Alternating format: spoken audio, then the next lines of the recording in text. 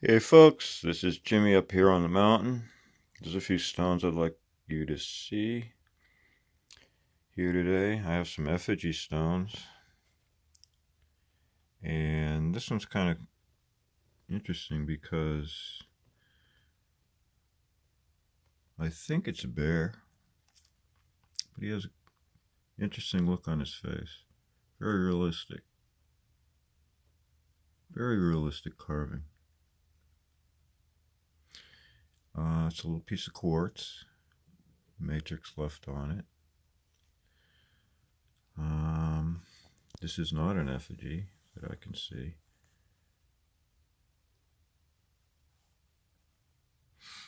This is. You can see that it's some type of mammoth, I would think. Check the eye out. This stone's interesting. It has a V shape on it, if you can see it in this light. And you turn the stone around, there's another mammoth on it.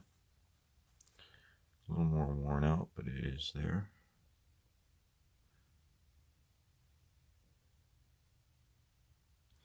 Here's another mammoth. It's a piece of quartz also. See the carvings in it. And there's the eye, the head that comes up and around.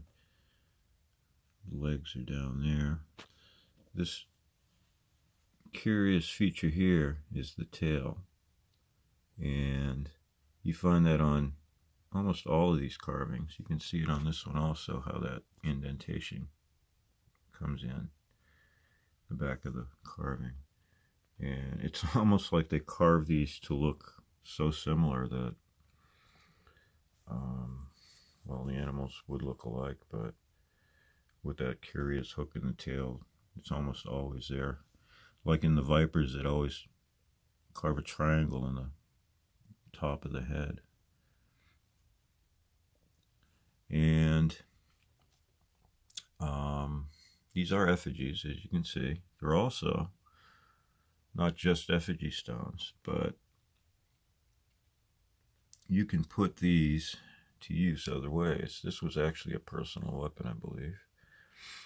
And it would have been hafted onto a stick, and that would have been the working end of it, the head of the mammoth there. And the back end of it was nice and pointy, and I wouldn't want to get hit with that either. So that was someone's beautiful personal weapon. This would have been hafted onto a stick, I believe. It just seems a little bit big for that, but I don't know. It may be a little big for that. This is an axe head, I believe. A tomahawk. You can see it would have been hafted up around here. And it's beautiful little piece. You could see someone holding it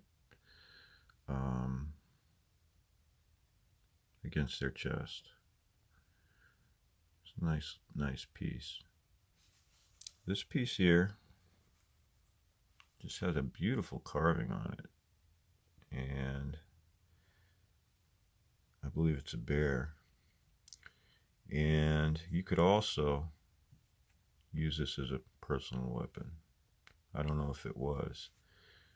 I mean, it could have been tied around a stick and used that way. They did use small stones for that and carve them like this, and it had a pointy end. It has a horizontal bit on it, which is kind of unusual. They usually have the vertical bit.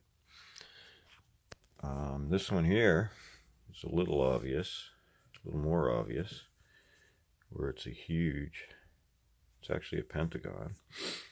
They made a lot of pentagons here, lots of them. And this is what looks like, and you could make the mistake of saying it's a hand tool, except when you look at it, if you were to pound it, it's only the bottom part of the bit that's been worn away, and I think it would have been hafted up around here, so when you swung it, it would have hit that bottom part of the hammer. It's pretty heavy too. It weighs probably 6 pounds. Big piece of rock. It's like a granite. And so you can look at stones different ways, and you can see that this was hafted just by the way it was beat up. There's a nice triangle piece of quartz. I mean, diamond shaped. We have squares here, we have diamonds. Shapes were very important to these people. They would chip these right out of the bedrock, and I don't know what they'd use this for, but it's a beautiful shape. Stone. This was found out back in the quarry. There's a small quarry out there with this nice yellowish stone that I found. See how pretty it is? Almost looks like gold, doesn't it? And it's a big piece of stone, as you can see, and it has a bird on it. Looks like some sort of waterfowl, doesn't it? And that was carved right out of the face of the crystal. For whatever end, they would make beautiful things just to make them, I think. And I don't know if you would have traded this piece down the river, because who would have wanted to carry this thing, but you would have probably placed it someplace special, like I would. People were artists back then. Incredible artists. And they pulled images out of the stone, the living stone. Just like you would, when you made a cave painting, you'd pull the images out of the relief in the rock. You'd see images in them. This here, beautiful piece of carved quartz. This is a white piece. It's got bluish colors in it. This is also, I believe, was once a hafted axe. And the more I look at it, I can see that it has all the qualifiers to make it to be able to be hafted onto a stick. The way they cut out the bottoms. I don't know exactly how they did it. I don't do it myself. I've never attempted to haft it, but they made these curious notches in the bottom of the hammer or the piece, and fit wood into it. Tied them all up, and sometimes you'll see the discoloration from whatever was hafted on it on the stone. Sometimes you'll see that. You can actually see on this stone where it was hafted. You can see the lines. And you think about what it took to tie this stone, this boulder, on top of a piece of a stick, maybe maple, whatever they used, and have it stay there while you're banging it against other boulders. Just doing that would take all day, I think, just to tie this boulder onto a stick to get it to stay there. You'd have to know what you were doing. This seems like a work tool, a very primitive tool. It doesn't seem like there was much carved in it at all. There are some very primitive stones on the property, but it has that pentagonal shape. Whether that's just happened to come out that way, I don't know, but there's a lot of them here that have the pentagon shapes. I wanted to show you these stones. Even though these little tiny stones look like they could be just little finger tools, they were hafted onto sticks and used. And you can see how someone probably loved this stone quite a lot because they put a lot of work into it. And if you know how hard quartz is, your knuckles would hurt. Everything would hurt after finishing this piece because you put a lot of hard effort into it, I think. It is hard stone. But it's pretty, isn't it? Hafted right onto a stick. And the elephants, of course, kind of date the place to at least when Vermont had megafauna. And what they tell me is it's many thousands of years.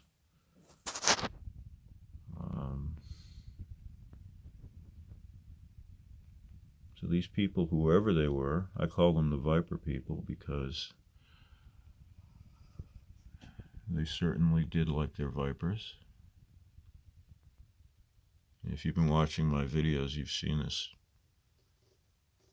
axe head before with the viper on it. Kind of wraps away around it.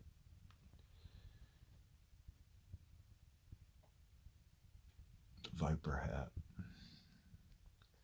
It had red ochre paint on it.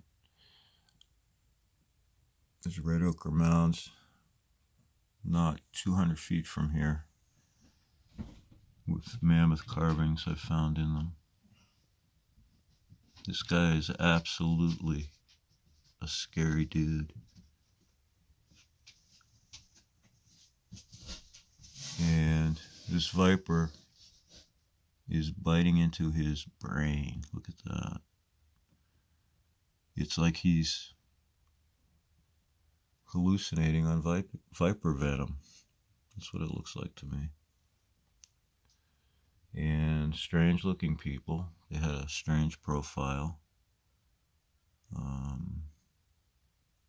They wore beards, red hair, had funny hats on pointy heads. And that axe is too big to swing, for me anyway. I couldn't do it. That one would be difficult, but that one's much bigger and heavier. So they had elephants maybe to hit them with. Maybe that's why they were so big. When they finished the elephant off, maybe they had to hit it with something. See the tail?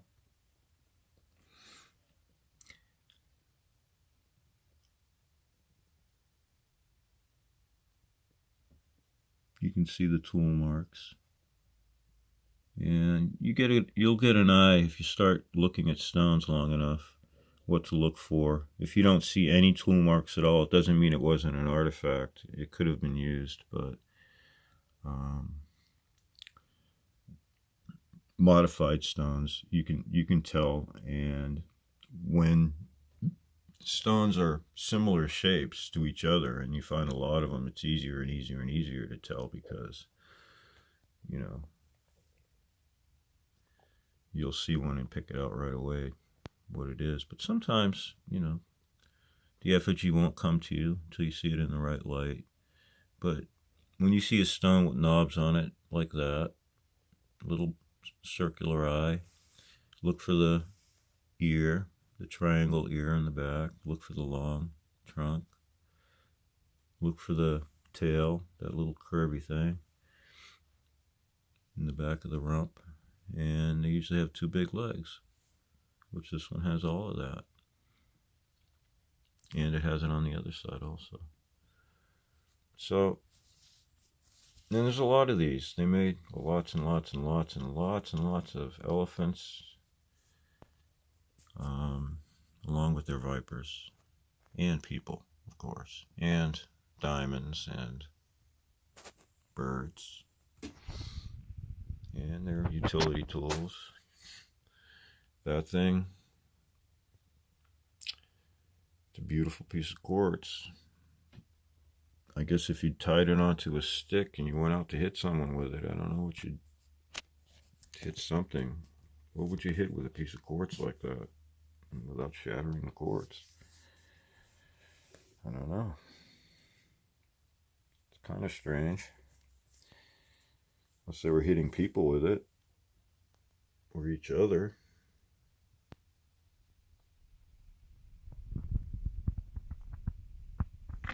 I guess you could hit stones with it, but quartz it's very hard, but I think it would fracture pretty easily. Fracture along the lines and chip off as you're hitting. Better to use a stone like this.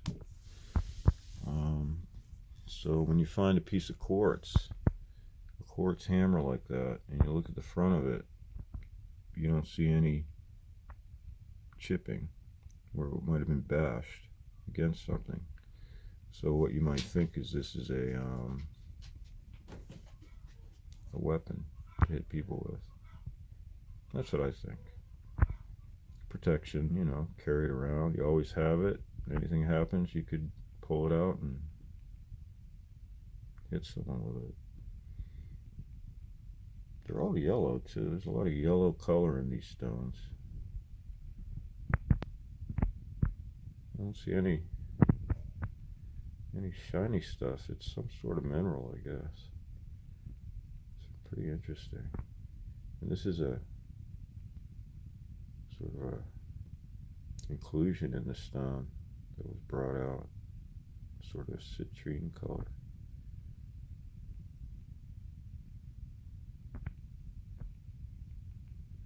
Well, there it is, folks.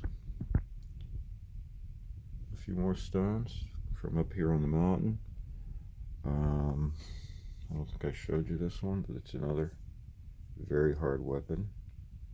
You can see where it was tied on. And there's all kinds of micro tooling in it. You can see it very easily. And it's a piece of orange quartz seeing stone. And you can see, just like this stone, it's sort of beat up on this side, the bottom of it. But no, we're going to get hit with it. It's very heavy. Has some strange carvings on it. Thank you for watching. We'll find some more stones. I like showing artifacts because I think they tell stories. The walls are artifacts also, but they're very huge. Takes a lot more time to clean the leaves out from under them, around them. It's a big job. I have a serpent wall on my property. I have 3 of them actually, that are several hundred meters long, and they're all hollow, and they all contain things like this in the walls. Whoever lived here hid everything and ran away or disappeared or something. But why would you not take your precious things wherever you went if you did leave? I can see not taking a big stone, but I can see taking your smaller things. Yet they're everywhere. And that's very ancient. If you can see that, it's very ancient, just by the way it's been worn away and eaten out. That wasn't quite like that when it was made, I'm sure. They've been in the ground a long time. Quartz doesn't wear away very fast, but the matrix inside it does. This side, less matrix on it to get the more of the image left. This side wore away a little bit. And that's that. Isn't that cool? Mammoths in Vermont. And all you have to do is look at the stones you find differently. Your perspective will change. And things will come together, and you'll see a lot of things you didn't see before. And look for tooling, of course. If you don't see any tooling at all, you know, it's a curious stone, put it down. Look for tooling, and you'll see it, and little bits of it. And look for similarities in stones, because cultures did do that. They made shapes, similar shapes, and we may not know what they were for, or what significance, or if any, they had. But if enough of something is made, there must be some significance to it. Like, elephant is strength. You hit someone with it in war, I guess, it's powerful. Maybe. That's what I would think, and that's a modern way of thinking. A bear, same thing. That's a powerful animal. Serpent, that's a deadly animal. You wouldn't want that on your head, wouldn't you? I guess. Wouldn't you want to wear a serpent hat like that? I mean, this guy had it all going. Look at that. Things even like a crown on his head. And they just love serpents. So I call them the Viper cult. And I guess I could call them a mammoth cult, but they don't wear them on their heads.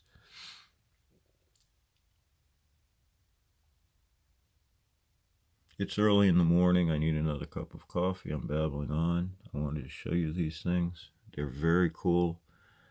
Every time I look at these stones and they surround me, they blow my mind. I hope you feel that way. And I know the people that do will watch these videos because they're interested also. And maybe we can tell a story about who these people were. I believe so. It's not so mystical to think that if they were at all human beings, we could probably look at the things they did in their art and get an idea what they were thinking. Did you ever stand in a museum and try to figure out what the artist was thinking when he painted some painting? Everyone's done that. Well, we could do that with these stones. And